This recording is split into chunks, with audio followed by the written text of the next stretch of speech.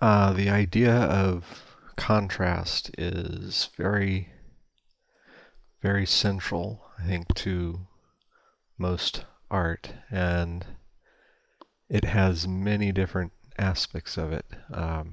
Most people, when you say contrast, I think light and dark and how much difference there is in a given area or over an entire image. But it's really a lot. It's much wider than that.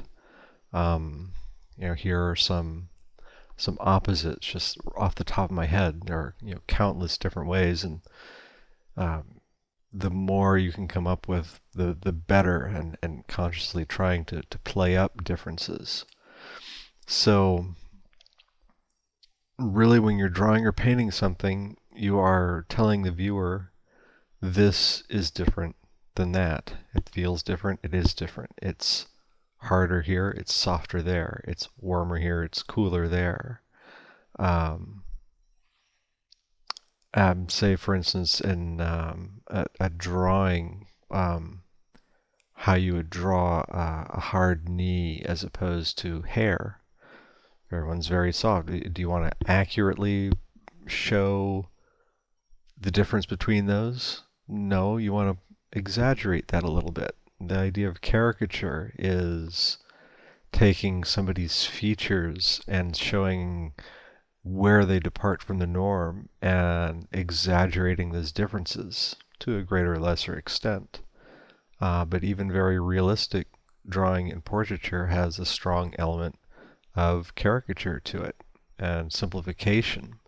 And the one aspect of simplification that works very well is it allows these differences to be made clear. So let's just paint something here and see if we can figure out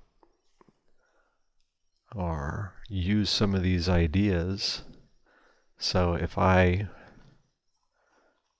paint a bunch of shapes here, well, that's fairly boring. What I see here is a repetition. This and that all have the same radius. The radius is repeated here and there and there. But if we were to work subtractively and get rid of some of those, immediately we've hidden obviously what the first mark was made from. Now here I've got a large area to more detail here, big mast or a detail area here. That's good, but what I see is this is now too similar in shape to that. Now this has the same edge everywhere, so maybe I want to soften just a few of them. This is a middle value. Maybe I want to do something that is darker, change the hue, and paint something over the top over here. Now I've kind of divided this into two areas. So now I've got dark and light. Oh, that's not as interesting as it could be. So really, I'm thinking about basic design ideas and how they apply to making marks on a paper. I'm not really attempting to paint anything, but I really am, let's see, I want to reselect that.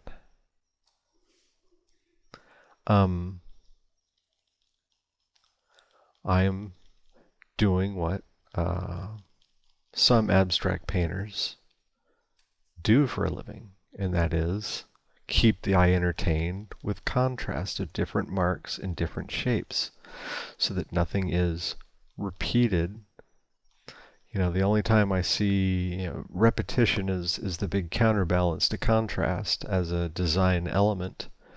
And if you look at an elevation drawing, of a building, you'll see that all the windows are exactly alike. But maybe this is contrast in and of itself, where we have repetition versus randomness. So maybe that works just as well, because and when you ever wonder why landscaping looks so good with buildings, is because you have all these very hard edge rectilinear shapes and then something that is very free form around it. And buildings benefit tremendously from having landscaping around them, I think, because of this very basic design principle. So right now we basically just have dark and light, not much interesting color.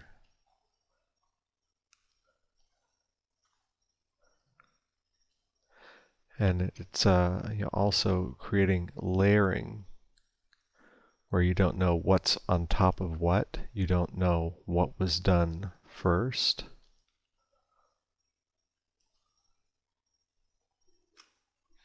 Yeah, maybe if we were to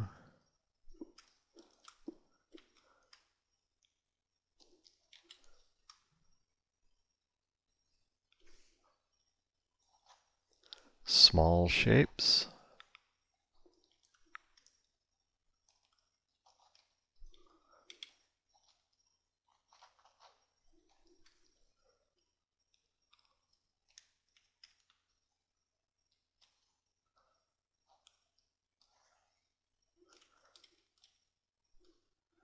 So now we have much higher frequency noise is counterbalanced to these larger masses.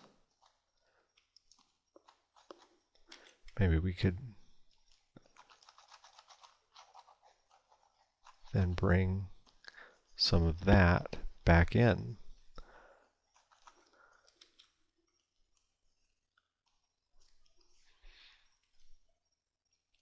Now this is all looking kind of monotonous in terms of its edges, so I kind of liked having some of the straighter, more rectilinear shapes.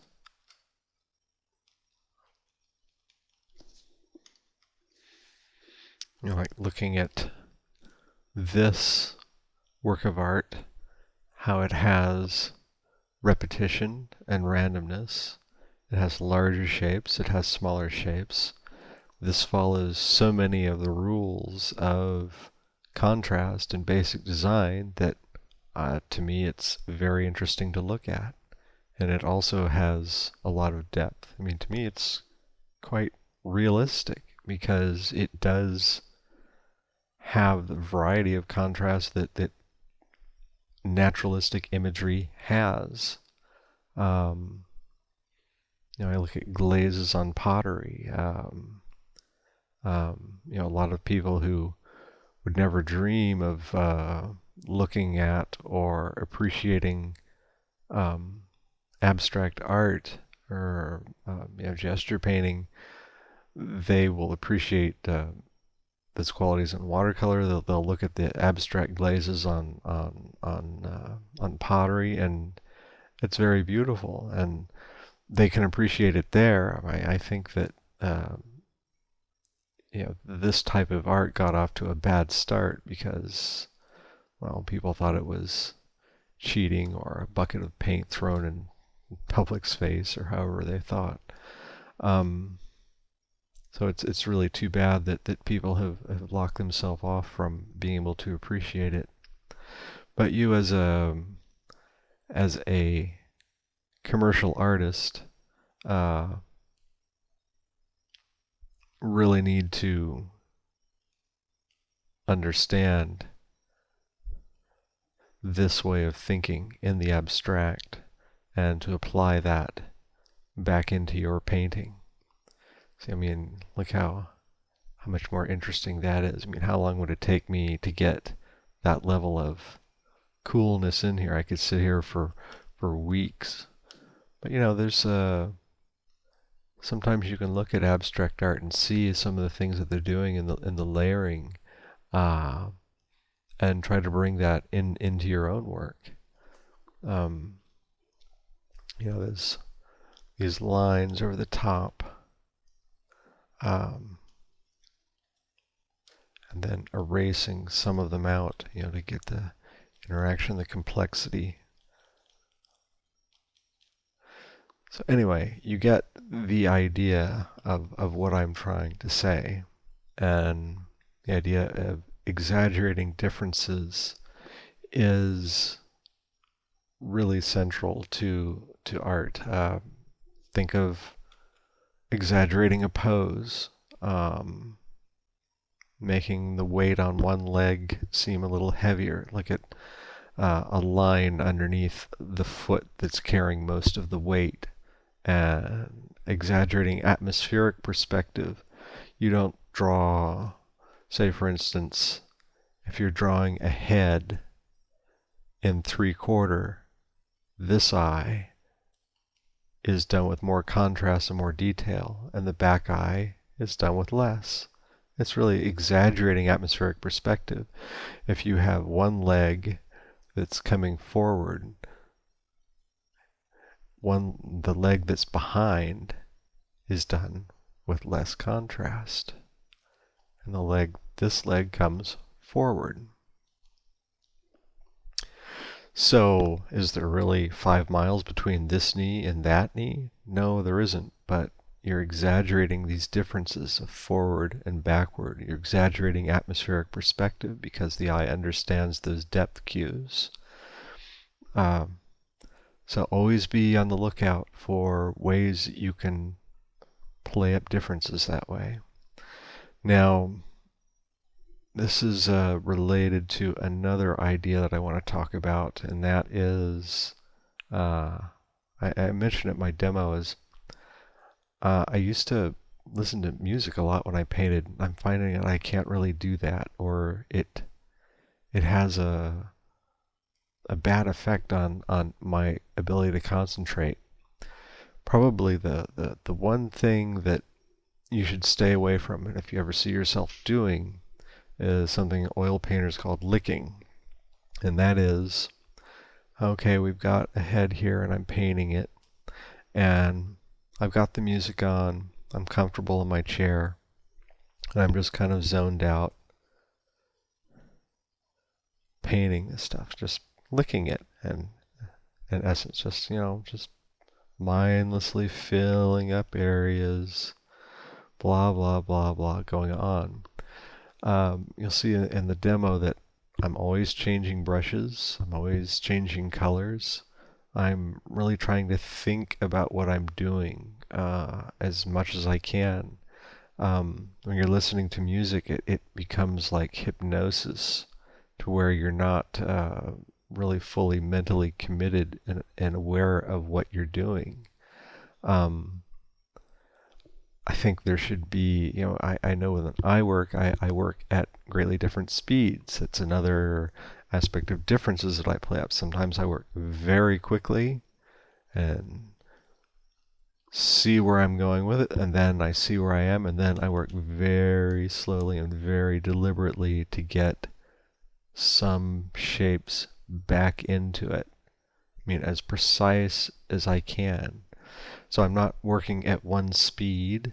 I'm not working only at detail or with one brush. Working with as many different variations as I can, both with the tool and as I say, even the pace at which I work.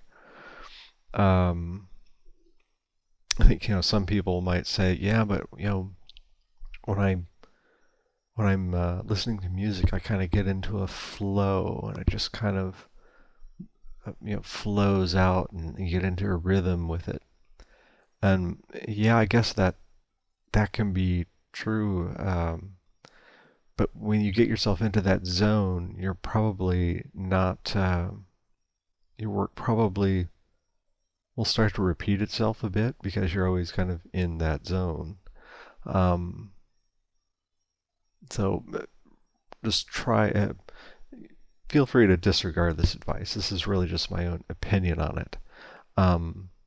But, well, probably repeating myself ad nauseum, but that's the best way to make a point sometime. Think about what you're doing. Work fast, work slow.